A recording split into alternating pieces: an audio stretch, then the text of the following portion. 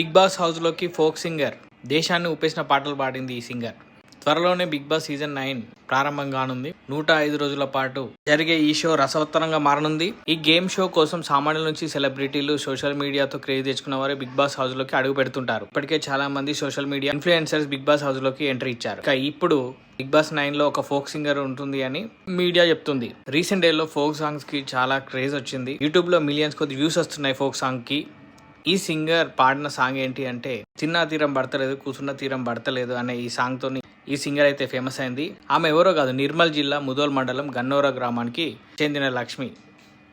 ఈమె చిన్నప్పటి నుంచి పాటలు పాడుతూ ఉంది. సింగర్ లక్ష్మికి సినిమాల్లో పాడే అవకాశం కూడా వచ్చింది. ఏకంగా pan India block buster Pushpa 2లో ఫీలింగ్స్ అనే సాంగ్ కూడా పాడింది. ఈ సాంగ్ ఎంత పెద్ద హిట్టో మనందరికి తెలిసిందే. దీనికంటే ముందు దసరా సినిమాలో ధూమ్ ధామ్ దోస్తాన్ అనే సాంగ్ పాడింది.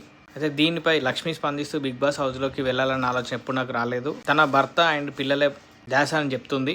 ఇక్కడ మీరు లక్ష్మిని చూడొచ్చు. లైక్ చేయండి.